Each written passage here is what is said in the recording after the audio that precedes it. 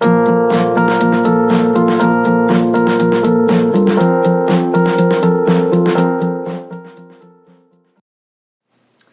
know, I thought about starting this video by attempting a rebel yell, and then I decided against it because I don't want to scare the neighbors or my family, and there's also a lot of historical debate about what that actually sounded like. So you can put it in with your imagination or attempt your own version of the rebel yell. All of that to say, folks, we are going to be talking about a Confederate leader and the Confederate troops that gathered for the Battle of Newmarket on May 15th, 1864. I'm Sarah K. Byerly with Gazette 66.5, and I invite you to this discussion of Confederate military. Now, last week we spent some time talking about Franz Sigel, Ulysses S. Grant, the Union plans of attack in the spring of 1864, and the troops that marched under Sigel. We listed off brigades, divisions, and some regiments for you. Today we're going to attempt to do the same thing but for the Confederate side, because if the Union boys had showed up in Newmarket and no one had been sitting atop Shirley's Hill, probably wouldn't have been a battle there. So you have to have two sides to have a battle. So here we go. We are talking about the second side at the Battle of Newmarket. Now, overall picture for the Confederacy. Things are not looking so good by the spring of 1864. In 1863, Vicksburg, which had been their last stronghold on the Mississippi River, fell, which basically cut the Confederacy in half. Pressure continued in the Western Theater through the autumn months, with Union victories occurring into the late autumn of 1863, and then halted by winter, and everybody kind of needed to catch their breath after some of the large battles that had happened. In the East, Lee and the Army of Northern Virginia were still holding off Union armies. There hadn't been much action in the fall of 1863. There was kind of a campaign and then the great battle that was never fought, a lot of maneuvering before those armies settled into winter quarters. Time had passed. It was clear that 1864 was going to be a big year. However, unlike the Union side, the Confederates had to think defensively. Their manpower was also getting limited. Their resources were dwindling. The tracts of land that had been captured out of the Confederate States were major and would probably continue into 1864 unless they had a major turnaround. There were still some people in the Confederacy hoping that Europe was going to step in on their side, but as we know from the history books, that never happened. And what if that had happened is another question for another day.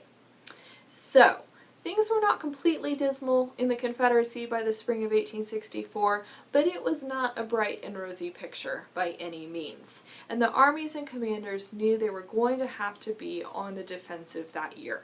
They were lacking manpower to launch major offensives, and with the Union side planning offensives of their own, it was going to be enough for the Confederacy to manage a solid defense, which they did for quite a while in 1864.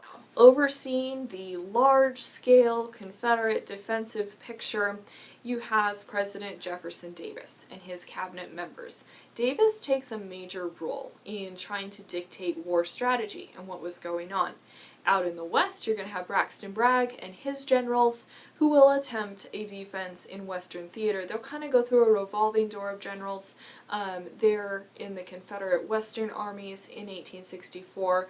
But in the East, they still have their solid leader, Robert E. Lee, who's commanding the Army of Northern Virginia. Now, Lee and Davis get along pretty well, and they share ideas, they talk about things, and they realize we've got some defense. We're going to have to think about how to spread the troops out. Now, there was a department in Virginia that needed a new commander by the spring of 1864, and that is known as the Trans-Allegheny Department. What does that mean? Well, basically, it's 18,000 square miles of land that runs from the Blue Ridge Mountains in Virginia through what's now modern-day West Virginia and pretty much south down toward the Kentucky border. It's a major area of land. and it's also a region that had a lot of war production value for the Confederacy. The Shenandoah Valley, as we've talked about in previous videos, produced a lot of agriculture. It was also a very strategic area as that avenue for armies. Then farther south, along in more of southeastern Virginia into the state lines with Tennessee and Kentucky, there were important railroad lines down there, and there were towns like Saltville and Leadville that were producing salt and lead and other items that were important to the Confederate war aims and war causes. And this tract of land, the Trans-Allegheny Department, needed a new commander. They chose a man named John C. Breckinridge, and Breckinridge has a fascinating part in American history. And I say American history because he is involved in the history of our country prior to the Civil War in some very important ways. Let me see if I can explain, and I'm going to rely on my notes to keep me on track because otherwise I could be talking about this general for a long time. He's very interesting to me.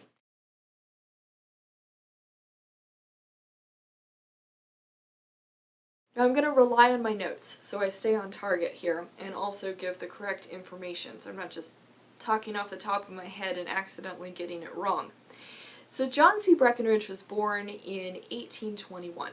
He was born in Kentucky. He grew up there, and he got involved in politics. So he starts off as a lawyer, then he moves into politics. He serves as a representative in the Kentucky House of Representatives for a couple of terms, and then later on in his life he serves as a representative of the state in the U.S. Congress. In 1856, Breckinridge ran on the presidential ticket with James Buchanan. They won. Breckinridge becomes the youngest vice president in U.S. history. That's something worth remembering, especially if you like presidential and executive office trivia. Excuse me. So, politically speaking, Breckinridge is a Democrat. So he's going to run on a Democrat platform in all of his elections. That being said, though, we have to take another step further into his beliefs and his politics, because there's slavery in the United States at this time. This is, of course, pre-Civil War, antebellum era. For those of you that are wondering, Breckinridge did own slaves. However, his conscience was not comfortable with the idea of slavery. He believed it was a moral wrong, and he wanted the practice or the institution of slavery to end. Now, that being said, he tended to keep his opinions to himself and to his correspondents, because that was not a popular view for a Southern Democrat from Kentucky to have in the years leading up to the Civil War. Now, Breckinridge ran for president in the 1860 election. That's right, he runs against Abraham Lincoln, John Bell, and Stephen Douglas. Breckinridge is a third Democrat candidate. He helps split the vote, which helps give Abraham Lincoln the presidential victory. Breckinridge's campaign managers started kind of messing with his platform. These were the days when candidates had a campaign team that often wrote their platform, and it wasn't always something that the candidates agreed with. And that presented some problems for Breckinridge, because there were parts of the country where his campaign was being managed that he was presented as a fire-eating secessionist. He really wasn't. He didn't want the Union torn apart. So you kind of end up with these different sides of Breckinridge. The political man, the private man, and then the man that everyone wants him to be because of the propaganda that is being created. To make a long story short, Breckinridge does not win the 1860 presidential election. We all know that Abraham Lincoln won. Breckinridge managed to gather 72 electoral votes, and he gathered votes from all across the country. North, south, east, west, slave states, free states, which is very fascinating because it shows that what was crafted into his platform was resonating with people in the United States. So Breckinridge loses the election, but he was appointed by his state of Kentucky to serve as a senator in the U.S. Congress. So, the day that he steps down from being Buchanan's vice president, he takes the oath to be a senator from Kentucky. Now, that's right at the time when things are getting really exciting in politics, and secession is occurring in the United States. Breckinridge says, we need to stop. We need to take a step back. Maybe we can do some negotiating. He is determined to hold Kentucky neutral. He believes that's what the people in his state want. It's a view that he himself is feeling passionate about at that time. Well, things unfold. The situation goes from bad to worse for Breckinridge in Congress. It seems like neither side can agree with him. And finally, when it's time for Congress to take its break, he heads home to Kentucky and a series of events unfolds that pushes him into the Confederacy. Part of it was his oldest son had run off and joined the Confederate Army. Breckinridge was not too happy about that. It was not helping this position of neutrality that he was trying to advocate for in government. And then also due to some remarks that he had made, it ends up that federal authorities were after this senator. He was probably going to spend some time at least being held, maybe in jail, until they could sort out his loyalties. And with that situation unfolding, Breckinridge decides to make a run for Tennessee. He joins the Confederacy, becomes commander of the Orphan Brigade, which was composed of Kentuckians who had Southern sympathies, fled south. They formed this brigade. They called themselves the Orphan Brigade because their state had not joined the Confederacy, so they felt that they were orphans in this war. Now, Breckinridge had battle experience. He fought in numerous battles out in the Western Theater, including Shiloh, Missionary Ridge, and a number of other conflicts. We could go into that if we do a video just as a biography on Breckinridge, but for right now, we're going to keep going. So, it's in 1864 that Lee and Davis appoint Breckinridge as the commander of the Trans-Allegheny Department for the Confederacy, and it's on March 4th that he receives that appointment. Now, Breckinridge has a problem. He does not have enough troops to defend the 18,000 square miles of land that he is supposed to look after. Within his department, he has 5,175 troops. That can be a bit of a problem, especially when you have Union offensives that are being planned, when you have an army under Franz Sigel that is getting ready to march.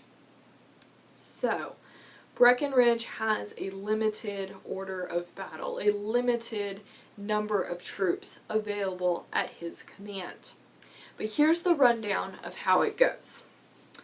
Colonel John McCausland commanded about 1,200 infantry in the department itself.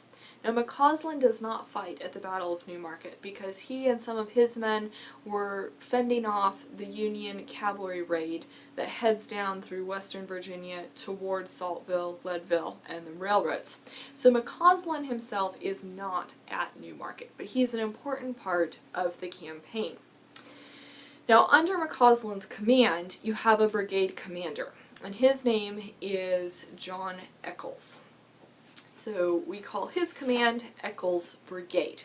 Now within Echols Brigade we have some other units. So you have the 22nd Virginia under Colonel George S. Patton, who was an ancestor of the World War II general by the same name, George Patton. So a little more trivia there for you.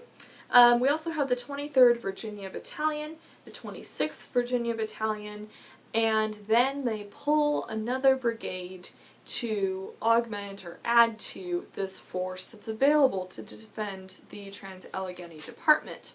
That unit is commanded by a man named Gabriel Wharton. So Wharton's brigade comes actually from East Tennessee. He's going to come up and join McCausland, who's commanding Echols, and Wharton will be with Breckinridge at the Battle of New Market, along with John Echols. So in Wharton's brigade, again, they're pulling together units to make these brigades. So you have the 30th Virginia Battalion, the 51st Virginia. So they come from East Tennessee, they're going to fight in this coming campaign. So we've mentioned the infantry. We have McCausland, and then his brigade commanders are going to be Echols and Wharton. Now we have a lot of unattached commands in the Confederate chain of command going into the New Market campaign.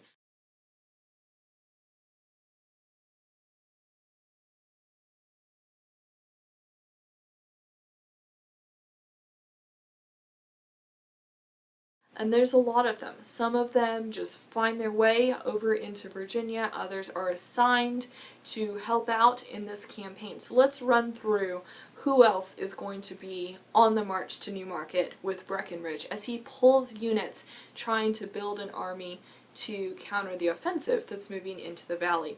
So you have the 3rd Confederate Engineers, but just one company of them. It's Company E. So that's just going to be about 44 men. Then you have the Rockingham and Augusta Reserves.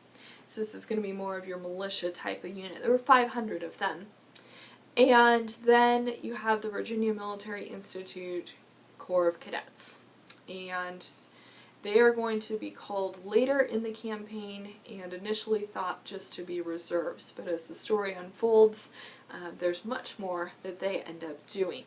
So that's a little rundown of the infantry. Now we'll go on to cavalry. Breckinridge was fortunate to have a good cavalry commander, and that cavalry commander was John D. Imboden.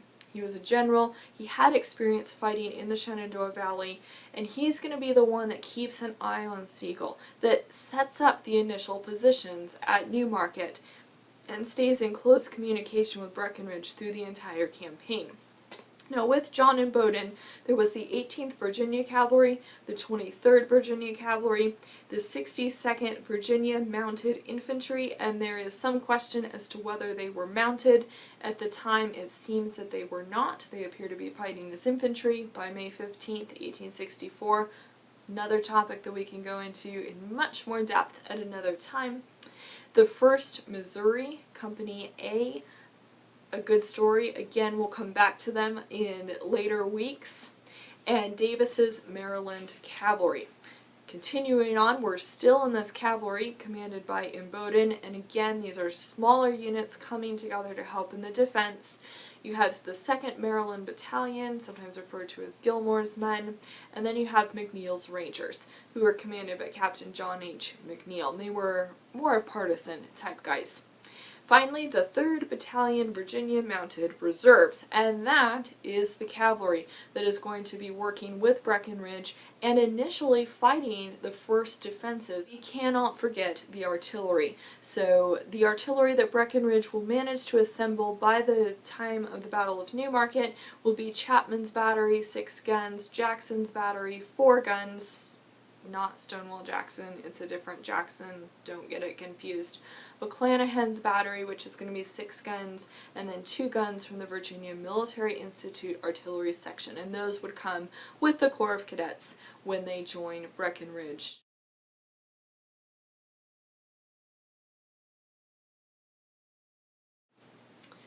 It's reports from General Imboden and his cavalry that apprise Breckinridge of the situation that's going to unfold in the Shenandoah Valley. Breckinridge realizes he has a Union army coming in. He also starts getting reports of this cavalry column that's starting their raid down through western Virginia, and he decides that he's going to have to divide his troops. So he leaves John McCausland to hold off, fight against, hopefully win a victory over the Union cavalry column, and he starts scrambling his infantry units into the Shenandoah Valley. He makes Stanton, Virginia his assembly point. It's going to be a long march for Echols and Wharton and their men to get there. He also starts pulling in these other units that he's able to collect, the reserves and then the boys from Virginia Military Institute. So Breckinridge pulls together a small army to defend against Franz Sigel's advancing Union troops. And what unfolds is a story of defense that becomes an offense. Breckinridge plans to fight a defensive campaign, but by the time he's on Shirley's Hill on May 15, 1864, he's heard that the Union cavalry has been turned back in the western Virginia area, and he makes a decision that he must advance, he must turn this into a Confederate offensive battle, hoping to win, hoping to force Sigel out of the valley and turn back that Union offensive. In 1864, Breckinridge had high stakes. He was facing a much larger army. He was facing the difficulty of pulling together enough troops for his own defense, and he was in a new region, the Trans-Allegheny Department. Fortunately, Providence, a little luck, whatever you'd like to call it, was on his side. And for Breckinridge, he would add another laurel wreath, if you will, to his war record through the battle. So we've covered a little bit of the situation for the Confederate military, a little bit of the big picture heading into the Battle of New Market.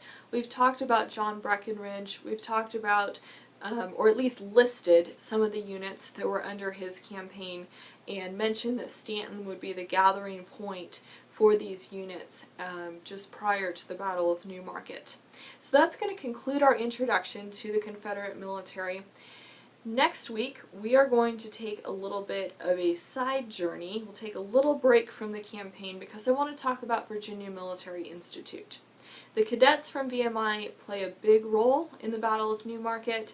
They claim a lot of the spotlight in the history and memory of the battle, so I want to take some time to talk about where they were from, who these boys were, and why they joined Breckinridge's army. So we'll take a week out to talk specifically about Virginia Military Institute, and then we will continue by talking about the campaign, or how both armies that we've just talked about this week and last week managed to get to the fields at New Market, which is that crossroads town and a community that was going to be changed by the battle. That's going to be all for this week. Thanks so much for watching. I hope you have an inspired week, and we'll see you next time. Thanks. Bye-bye.